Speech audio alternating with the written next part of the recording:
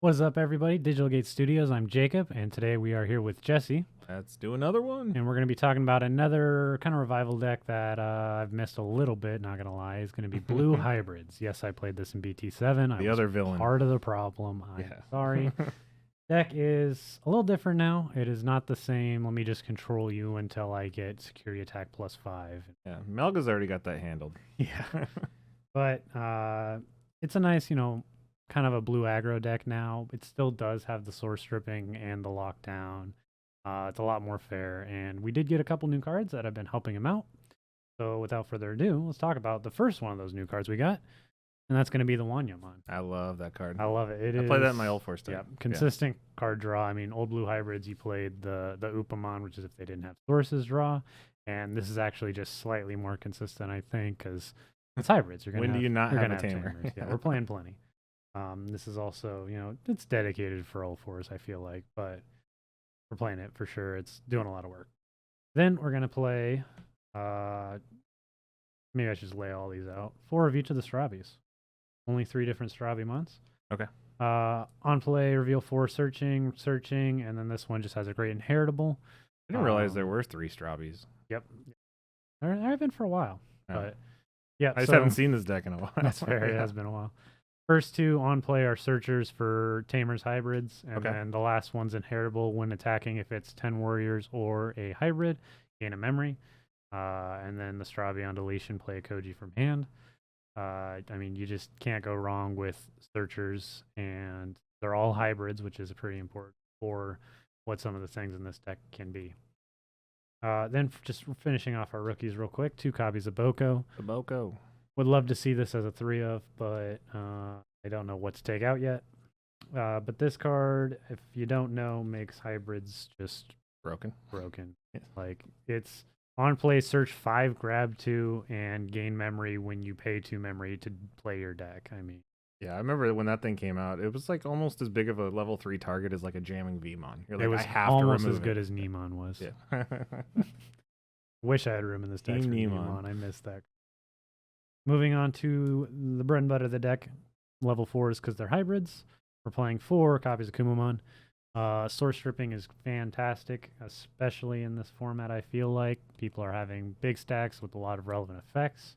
Crash 1 off the bottom, just can't get X any. That's the part that kind of sucks on.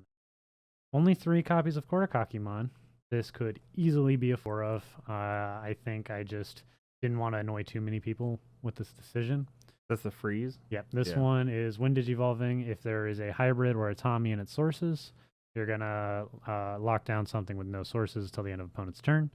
And this can go on top of level 4s, and it can go on top of Tamers for 2. So, I mean, you can just stack a bunch of these and freeze a whole board. I mean, that's what we used to do back in Blue Hybrids, and we still have it now. Yeah.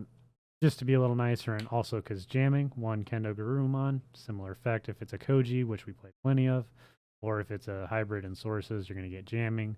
That can go a long way, just because kind of guarantee it's going to stick around another turn. That also stays if you digivolve up. Actually, if for our level 4s, talking about level 5s, playing 4 Beowulfs, I mean, it's the dedicated level 5. If there's a Tamer in the sources, this only costs 1 to digivolve, and then when attacking, you're going to bounce a hybrid from its sources to hand to bounce a level 4 or lower. I mean, good board control. Yeah. Good board control, and honestly, my favorite part about blue hybrids was always like, let me use my hybrids and then put them back in my hand to use them again. It's what it's made for, but it's always been kind of like one of the best parts of it. So for level 6s, because that's it for 5s, we actually are playing 3 Magna Gurumons. This card, I've always loved this card. I mean, I think I was probably the only one, at least locally, that played this back in BT-7. But it's just when digivolving effect, or when attacking, return a hybrid from its sources to hand, similar effect as the Beowulf, but you bounce anything with the same level or lower of what you return to hand. And when you return something to, or when a card is added to hand by effect, unsuspend one of your Digimon. So this can actually double attack And I mean, and it can just be good board control as well. That's going to be a 3 for us. And then another new card, 2 copies of the new Ulforce Vidramon. Oh, here we go. Yes. Honestly, this is kind of why I was looking at what can I build with Tamers that's not Ulforce on its own. And I kind of settled on hybrids. The other option was Gabumon. I might still put that together. Stay tuned. But when Digivolving playing blue Tamers, which is kind of what we want to do, because for this deck, that's almost just free playing a rookie, which is huge, right? Then when you play Tamers, you unsuspend it, which we have so many Tamers, we're going to be playing them every turn. And then when it unsuspends, bounce things. We've talked about this in the Ulforce video, but I mean, this deck you can bounce all the way up to level 7 sometimes, consistently 6. Fantastic card, great addition to the deck. I'm absolutely loving it, especially because if you're at 3, you know, you can turn Tamer into, you know, a level 4, up for 1, and then you can just go into this, play another Tamer, and bounce things, and it gets pretty good. One final last Digimon, and that's going to be a 1-of Susano Mod. Oh, the Susano. Love it. I've always liked this card. I've never really played it. Even old blue hybrids didn't. It was just all the other colors. But because this is kind of more of an aggressive style of play, you end up with the things in the trash to use it. It can prolong the games if you really need to, if you're playing against, you know, lower decks or things with a lot of removal. And I mean, just when Digivolving delete something, let me punch you for 3 checks. That was the card that really put the nail in the coffin, I think, for the usability of the BT-1 Omni. Really, yeah. Because it's like, it's the same thing, but it's Scary Tech +2. Well, I don't know. I keep making the argument, like, every time we get a new Commandermon or new Agumon or someone with the same name, that Omnimon gets a little better. Yeah. But we haven't seen it, so. Once they gave the Commandermon's decoy, I was like, all right, that card's gone. Well, yeah, you know what I mean. Yeah, I get you. All right, that's going to be it for Digimon. Everything other than the Ulforce is a hybrid, so everything is searchable. Sorry, and the Susano's a 10 word, but it's all searchable and it's all consistent. So 4 copies of Koji. Plays out of security and then only has 1 effect, and that is you can Digivolve it into a Magna Gurumon by placing 5 hybrids from hand underneath it. I mean, we draw cards decently, and a lot of our effects bounce to hand. So you're going to be able to get this a lot more than you'd think. And then inheritable, when effect is added to your hand by an effect, gain a memory, and then this Digimon can't be blocked. So turning it into a Magna, swinging, unsuspending by bouncing something, gaining a memory back, and it can't be blocked for those 2 attacks. It's pretty a really cool combo. Yeah, I mean, I loved it back then, and I still love it now. Then we have 3 copies of Davis, one of the best Tamers ever made in blue, if not in general. And that's just going to be search. It can search everything but your Bokos and your Susanos. And it's a 3-setter, which going to 3, like I said, can be really nice because that's all the way up to level 5, if not higher, just off of a Tamer.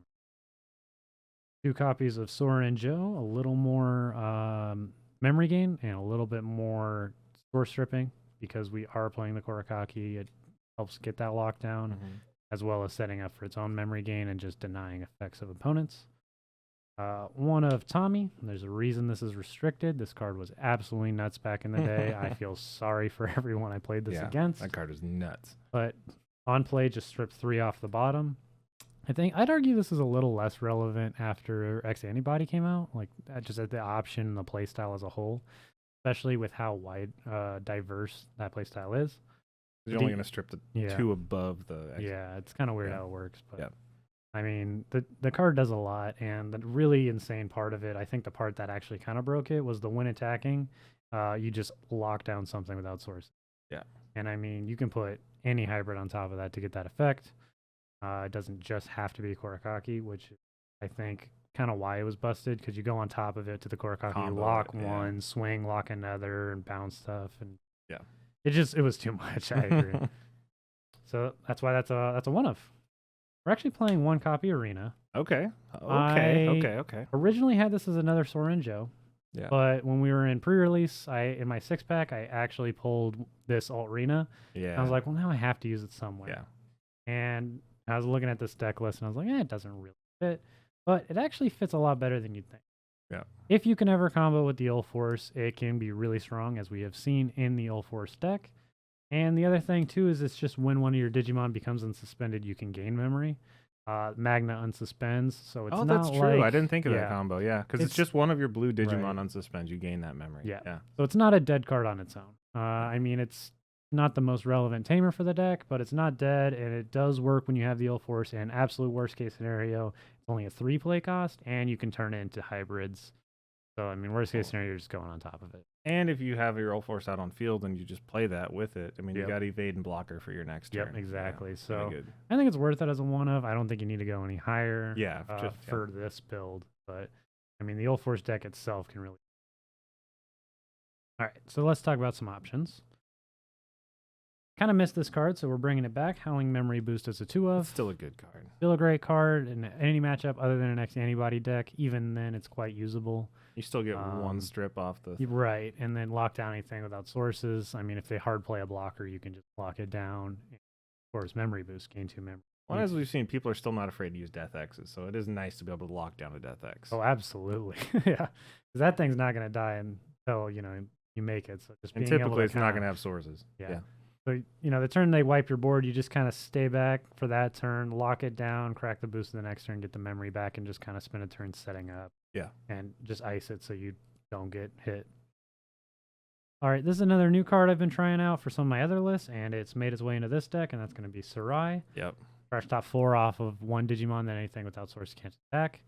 I really like this because it's stripping from the top. I feel like it's way better than from the bottom. Yeah. You don't have to worry about X-Antibody math. Just staying. And I feel the most important inheritables are always the 5s and the 4s. Yeah. Like, eggs are going to be like 1K or draw a card, which is nice, and you want to get rid of it, but it's not as important as the level 5s that give, security attack or block or whatever. Or on unsuspend, trash, or security. Yeah, I'm trying not to just make all my decks black or hate, but let's be honest. That helps, though. Yeah, absolutely.